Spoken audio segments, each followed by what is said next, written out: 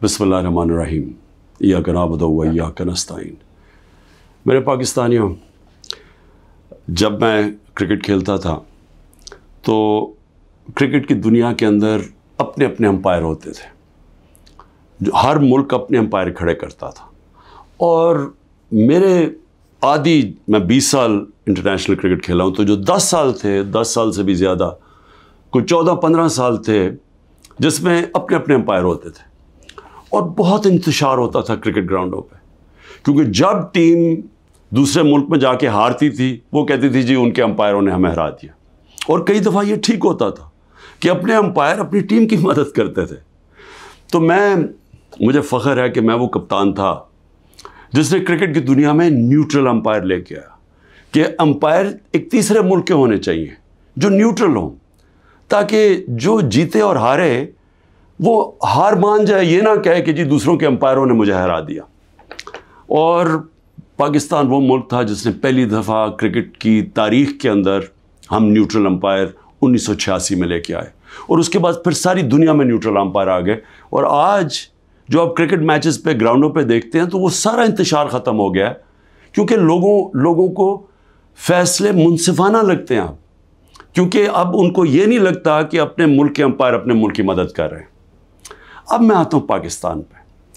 देखिए, मैंने जब तहरीक इंसाफ शुरू की थी 27 साल पहले, उसकी वजह ये थी कि मैं ये आपको बार बार बता चुका हूँ, मैं फिर आपको बताना चाहता हूँ। जो सारी दुनिया में मैं फिरा और क्रिकेट की वजह से सारी दुनिया मैंने देखी, और ख़ास तौर पे बरतानिया का निज़ाम, क्योंकि मैं वहाँ प्रोफेशनल क्रिकेट खेलता था, आधा साल उधर आधा साल इधर, और यूनिवर्सिटी भी उधर गया था। वो मैं जब जितना मैं निज़ाम समझता गया, मैं इस नतीजे पे आ गया कि जो हज़रत अली का एक रज़ी अल्लाह ताला का कौल था कि कुफ्र का निज़ाम चल जाएगा लेकिन जुल्म और नाइंसाफ़ी का निज़ाम नहीं चल सकता।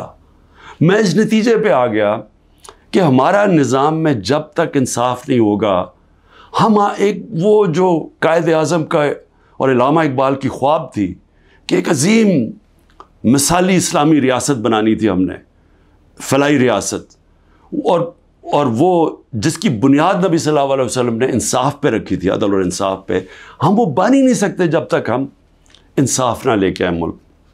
और ये जद्दोजहद रही है 27 साल से। 3.5 साल गवर्नमेंट में भी बैठ के पूरी कोशिश की कि ताकतवर को कानून के नीचे लेके आऊँ, लेकिन एक आर्मी चीफ के पास वीटो पावर थी, उसने नहीं माना, उसने नहीं किया, क्योंकि वो करप्शन को यानी नाइंसाफ़ी को बुरा नहीं समझता था। अब देखें, अभी जो हालात हैं मैं कौम के सामने रखना चाहता हूँ। पहले तो मैं अपना केस रखना चाहता हूँ। अब ये हो क्या रहा है, 12 मई से हम ये जो जज दिलावर है इसके ख़िलाफ़ हमने कहा हुआ है कि हमें इसे इंसाफ नहीं मिलेगा। जिस तरह इसने फ़र्द जुर्म मेरे पे लगा दिया, मेरे सुने बग़ैर, और वो भी आके जब मुझे गैर कानूनी तौर पे पकड़ा हुआ था इन्होंने जेल में, तो उसने वहाँ आके अदालत लगा दी, ना मेरे वकील को पता ना मुझे पता, और वहाँ आके फ़र्द जुर्म लगा दिया। तो हमें तब से पता चल गया कि यहाँ इंसाफ नहीं हमें मिलेगा। हमने एप्लीकेशन फ़ाइल की इस्लामाबाद हाई कोर्ट में कि हमारा ट्रांसफ़र किया जाए, हम किसी और जज के सामने केस लगाया जाए, ये हमारा हक़ है। लेकिन बदकिस्मती से इस्लामाबाद हाई कोर्ट में जो चीफ़ जस्टिस बैठे हुए हैं, उन्होंने भी सबसे ज़्यादा, जब 9 मई को मुझे जिस तरह घसीट के लेके गए और सुप्रीम कोर्ट ने कहा कि गैर आइनी और गैर कानूनी था जो मुझे अगवा किया, उसने high court chief justice Islamabad के होते हुए उन्होंने उसको जायज़ करार दे दिया। तो हमें तो वहाँ भी बड़े गिले शिकवे आ रहे थे। उससे पहले तहरीक इंसाफ के हमारे जो इलेक्शन कमीशन के केसेस लगे हुए थे, हमारे जो वकील अनवर मंसूर, वो बार बार कहते थे कि यहाँ में इंसाफ ही नहीं मिल रहा। जो फॉरेन फंडिंग का केस था, हम सुप्रीम कोर्ट ने कहा हुआ है कि सबके इकट्ठे सुने जाएं, सारे जो बाकी जमातें हैं, पीपल्स पार्टी, नून लीग, पीटीआई, इकट्ठे सुने जाएं कि फंडिंग किधर से आती है, उनके केस सुने ना जाएं। ये आमिर फारूक के पास लगे हुए थे, हमें बड़ा एतराज़ था। फिर आज़म स्वाति, उन्होंने तो बाकायदा लेटर देखा कि मुझे यहाँ इंसाफ नहीं मिलेगा। और फिर जब वो हुआ, फिर उससे पहले टेरियन केस, جو 3 ممبر بینچ نے، جب 2 ممبرز نے کہہ دیا کہ وہ کیس مینٹینیبل نہیں ہے، جسٹس صاحب نے وہ کیس لے کے بیٹھ گئے. تو ہم نے پھر دونوں کی طرف، ہم نے دونوں ججز کا کہا کہ یہ ہمیں ان امپائرز پہ اعتماد نہیں ہے، یہ ہمارا رائٹ ہے. ہم نے ریکوزل کا کہا.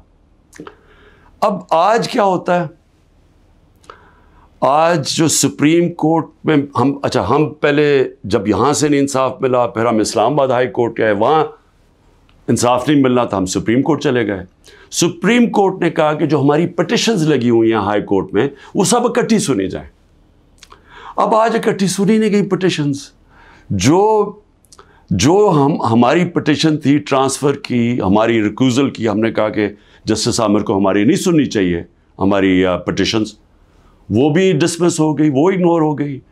جو ہم نے گواہ کا کہا ہوا تھا کہ ہمیں گواہ کا تو موقع دیں کہ ہم فیئر ٹرائل، اور اب تو میں خیر وکیل ہی بن گیا ہوں کہ آرٹیکل کا آئین کا 10A کہتا ہے فیئر ٹرائل کے اندر ہمیں موقع ملنا چاہیے کہ ہم اپنے گواہ پیش کریں. اور وہ گواہ ڈال دیے آگے، اور کل انہوں نے کہہ دیا کہ ہمایوں دلاور ہماری فائنل آرگیومنٹ سن سکے. اب ہماری فائنل آرگیومنٹ وکیل کیسے کرے جب ہمارے گواہی نہیں پیش ہوا ہے؟ یہ فیئر ٹرائل کیسے ہوتا ہے؟ آج انہوں نے یہ فیصلہ کر دیا. تو نہ وہ ٹرانسفر کیا ہمایوں، نہ اس کا سنا ہمایوں کا دلاور کا کہ ہمیں ٹرانسفر چاہیے وہاں سے، نہ انہوں نے سپریم کورٹ جس نے کہا کہ سب اکٹھی پٹیشن سنی جائے، نہ انہوں نے وہ سنا. 7 پٹیشنز تھیں، ان میں سے انہوں نے صرف جو باقی آگے کر دی یا ڈسمس کر دی، اور جو اصل ہم ٹرانسفر چاہتے تھے وہ کی نہیں. اور یہ بھی نہیں اسے باؤنڈ کیا کل دلاور کو، کہ جج دلاور کو، کہ وہ تب تک فیصلہ نہیں کر سکتے، آرگیومنٹس پوری نہیں سن سکتے جب تک ہمارے گواہ پیش نہ ہوں. اب وہ کل کے اوپر پھر ڈال دیے. اب میں صرف یہ کہنا چاہتا ہوں کہ دیکھیں، فیصلہ جو بھی آ جائے گا ڈسکوالیفائی کر دیں گے. کیا میں مطمئن ہوں گا؟ کیا یہ قوم مان جائے گی اس فیصلے کو؟ سب کو پتہ ہے کہ یہ 200 تقریباً کیسز ہیں. مقصد صرف ایک ہے، کسی طرح عمران خان کو راستے سے ہٹایا جائے، کسی طرح تحریک انصاف کو ختم کیا جائے. یہ سب کو پتہ ہے یہ کیا ہو رہا ہے. 9 مئی جب بھی انشاءاللہ کسی دن اس ملک میں آزادانہ تحقیقات ہوں گی، 9 مئی پہ چیزیں سامنے آ جائیں گی. اور یہ کبھی بھی نہیں ہوا کہ ایک سائڈ فیصلہ کر لیتی ہے، گورنمنٹ کا فیصلہ کہ جی تحریک انصاف اس کے اندر گلٹی ہے، ہم قصوروار ہیں، اور ہمارا موقف ہی نہیں سامنے رکھا جا رہا. ہمیشہ جج دونوں سائڈ سن کے فیصلہ کرتا ہے. تو وہ اب نظر آ رہا ہے کہ جس طرف جا رہا ہے، وہ جو انہوں نے 9 مئی کے بعد جو کیا، سارے ملک کے اندر تحریک انصاف کے اوپر کریک ڈاؤن ہو گیا. وہ چلتا آ رہا ہے، ابھی بھی کریک ڈاؤن آ رہا ہے. اور نظر آ رہا ہے کہ کسی نہ کسی طرح پارٹی کو ختم کیا جائے. اب جو بھی یہ کر رہے ہیں کریک ڈاؤن، سارے جو بھی لوگ اس کے پیچھے ہیں، کیا ان کو یہ پتہ نہیں ہے کہ پارٹی تب ختم ہوتی ہے جب اس کا ووٹ بینک ختم ہوتا ہے؟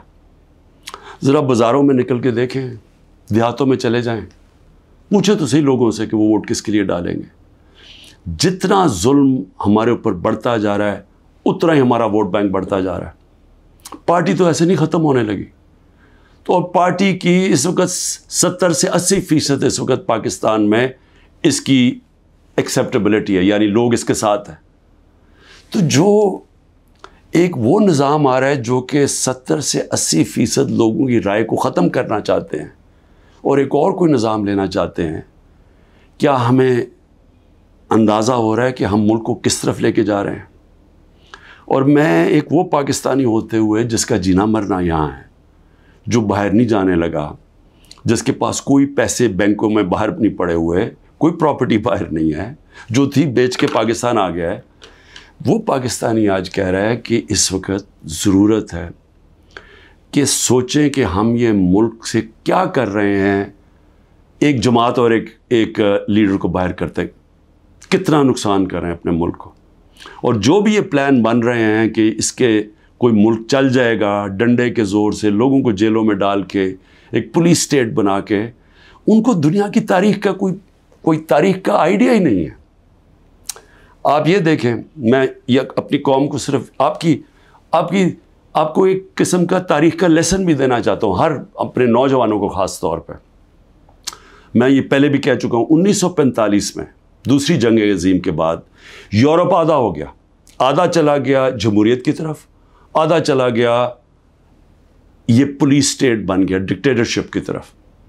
آدھے میں انہوں نے ان کو بند کر کے کنٹرول کیا لوگوں کو، ان کی آزادی رائے ختم کی، حقیقی جمہوریت ختم کر دی، حقیقی آزادی ختم کر دی. آدھی آزاد ہو گیا. ساری دنیا کے سامنے 50 سال کے بعد نتیجہ آ گیا. جو آزاد تھے وہ خوشحال ہو گئے. وہ آج بھی وہ جو جن ملکوں کے اندر جو وہی یورپین تھے جدھر آزادی نہیں تھی، آج بھی وہ پیچھے ہیں ابھی تک. حالانکہ وہ وہاں جمہوریت بھی آ گئی کئی ملکوں میں، لیکن ابھی بھی وہ پیچھے ہیں. ایسٹ جرمنی، ویسٹ جرمنی ایک وہی جرمن لوگ تھے. جدھر ڈکٹیٹرشپ آ گئی، یعنی ان کو اسی طرح کی جو ہمیں جس طرف لے کے جا رہے ہیں، وہاں غربت آ گئی. مقابلہ اس کا ویسٹ جرمنی میں جو خوشحال ترین دنیا کی طاقتور ملک بن گیا معاشی طور پہ. تو یہ تو ایک تاریخ ہمارے سامنے ہے. ساؤتھ کوریا، نارتھ کوریا میں وہی ڈکٹیٹرشپ، آزادی رائے بند، آزادی ختم. آج نارتھ کوریا کو دیکھیں، اور جو حقیقی آزادی ساؤتھ کوریا میں تھی، وہ خوشحال دنیا کا خوشحال ترین ملک بن گیا. تو میں عرض یہ کرنا چاہتا ہوں کہ یہ جو ہم کرنے جا رہے ہیں، یہ ہم اپنے ملک کو تباہی کی طرف دھکیل رہے ہیں. ہم یہ جو ایک عوام کو ان کا جو سب سے بڑا حق ہوتا ہے ووٹ ڈالنے کا، آزادی رائے، ایک منتخب کرے عوام اپنی کون سی گورنمنٹ وہ چاہتے ہیں. وہ جو آزاد ملک ہوتے ہیں وہی ترقی کرتے ہیں. ہم دوسری طرف جا رہے ہیں، اور ہم ایک خوف کی فضا ایسی بنائی ہوئی ہے. یہاں جو طاقت میں ہیں وہ لوگ یہ سمجھتے ہیں کہ جتنا ظلم کریں گے لوگ ڈر جائیں گے. تو ڈر کیا جائیں گے؟ غلام بن جائیں گے، یعنی خوف کے غلام بن جائیں گے، ظلم کے سامنے جھک جائیں گے. جو میں بار بار مثال دیتا ہوں، جو یزید نے کیا کوفہ کے لوگوں سے، اپنا گورنر بٹھایا، اس نے ان کو ظلم کر کے ان کو سیم کے وہ لوگ بنا دیے جو جانوروں کے اوپر یعنی جانوروں کے لیول پہ پہنچ گئے. تو آج ہم وہی کر رہے ہیں پاکستان سے. مجھے آج ابھی میں وکیلوں سے مل رہا تھا، انہوں نے مجھے خبر دی کہ جو ہمارے سینئر لوگ جیلوں میں، ایک تو وہ ہیں جو کہ ہمارے کارکن جیلوں میں ہیں، برے حالات میں ہیں، لیکن وہ جوان ہیں، تکڑے ہیں. لیکن جو سینئر لوگ ہیں، انہوں نے مجھے رپورٹ دی، ڈاکٹر یاسمین کتنی دفعہ بیمار ہوئی ہیں، تقریباً 75 سال کی ہیں. محمود رشید وہ 70 سال سے اوپر ہے، ان کو ہارٹ پرابلم ہے، وہ کس مشکل سے گزر رہے ہیں، بیمار ہوئے کتنی دفعہ. اعجاز چودھری تقریباً 10 kg اپنا وزن لوز کر بیٹھے، ڈائبیٹک ہیں. عالیہ حمزہ بڑی بری طرح بیمار رہی، ابھی وکیل نے بتایا کہ اس باری ملے وہ تھوڑی ٹھیک تھی. تو میں عمر چیمہ کے حالات بتائے، وہ ویٹ لوز کر بیٹھا، اس کی بیوی عدالت میں گئی، ان کو پکڑ کے جیل میں ڈال دیا. تو یہ کیا پیغام دیا جا رہا ہے کہ یہ خوف پھیلایا جا رہا ہے کنٹرول کرنے کے لیے لوگوں کو. اور علی امین ہمارے پختونخوا کے پریزیڈنٹ، ان کے گھر میں 6 گھنٹے پولیس گھس گئی، کوئی سرچ وارنٹ نہیں تھی. سارا اس کا گھر اجاڑا، چیزیں توڑی. 80 سال کے ان کے والد تھے، ان سے بدتمیزی کی، دھکے دیے، گاڑیاں اٹھا کے لے گئے. تو یہ کیا ثابت کر رہے ہیں اس سے؟ یعنی ہم اس ملک کو کدھر دھکیل رہے ہیں؟ یہ خوف پھیلانے کے لیے اور لوگوں کو کنٹرول کرنے کے لیے ہم آج وہ چیز کر رہے ہیں کہ اپنی پولیس کو تباہ کر رہے ہیں. جب پولیس سے اس طرح کی غیر قانونی کام کرواتے ہیں ہم، تو یاد رکھیں پولیس خود بھی یہ کاموں پہ لگ جاتی ہے. آپ جب پولیس کو آرڈر دیتے ہیں کہ یہ جا کے کسی گھروں میں گھسو، گھر برباد کرو، خوف پھیلانے کے لیے، تو ہم پولیس فورس کو تباہ کر رہے ہیں. آگے ہماری پولیس کے حالات اچھے نہیں ہیں. آگے ہمیں پتہ ہے کہ ہماری پولیس، لوگ اون نہیں کرتے اپنی پولیس کو. لوگ سمجھتے ہیں پختونخوا میں ہم نے بڑی محنت کی تھی جب آئی جی درانی کو ہم لے کے گئے وہاں، اور انہوں نے پولیس کو ایک ایسی پولیس فورس بنایا کہ عوام اور پولیس ایک ہو گئی۔ آج پختونخوا کے اندر وہ نہیں ہو رہا، آج پولیس کے خلاف نفرت ہو رہی ہے کیونکہ اس سے غلط کام کروائے جا رہے ہیں، اس سے قانون توڑا جا رہا ہے۔ جن کا کام قانون کو اپ ہولڈ کرنا ہے وہ قانون توڑ رہے ہیں، اور یہ ہر جگہ ہو رہا ہے، یہ ہر جگہ جدھر تحریک انصاف ہے۔ اس کا 9 میں سے اب کوئی تعلق نہیں ہے۔ افتخار درانی کو اٹھا لیا، وہ تو میڈیا کا آدمی ہے، اس کا 9 میں سے کیا تعلق ہے؟ عمران ریاض ابھی تک غائب ہیں، 3 مہینے ہونے لگے ہیں، بچے ہیں ان کے، اس کا 9 میں سے کیا تعلق تھا؟ 9 میں ایک بہانہ تھا، ایک پہلے سے پلان بنا ہوا تھا پارٹی کو کرش کرنا، لیکن پارٹی کرش کیسے ہوگی جبکہ اس کا ووٹ بینک بڑھتا جا رہا ہے، لوگوں پہ ظلم کرتے جا رہے ہیں، لیکن پارٹی تو بڑھتی جا رہی ہے۔ تو کیا یا تو الیکشن کبھی نہیں کروانا، لیکن جب بھی الیکشن ہوگا، یہ میری آج آپ پیشن گوئی سن لیں، جیسا جو جتنی مرضی آپ کوشش کر لیں، جب الیکشن ہوگا اور جو پبلک اس ملک کی نکلے گی، آپ جو مرضی کر لیں، تحریک انصاف کو جیتنے سے نہیں روک سکتے انشاءاللہ۔ اس لیے میں آج بھی اپنے ان لوگوں کو جو اقتدار میں بیٹھے ہوئے ہیں، میں تو پی ڈی ایم کے لوگوں کو، سب کو، جو ہماری اسٹیبلشمنٹ ہے، سب کو کہنا چاہتا ہوں کہ دیکھیں ٹائم آ گیا ملک کا سوچنے کا، اپنی سوچ ذات بیچ میں سے نکال دیں۔ جب بھی ملک کا سوچیں گے اپنی ذات سے ہٹ کے، ہم سب بیٹھ کے وہی فیصلہ کریں گے جو پاکستان کے لیے بہتر ہے، اور وہ ہے صاف اور شفاف الیکشن۔ پاکستان زندہ باد۔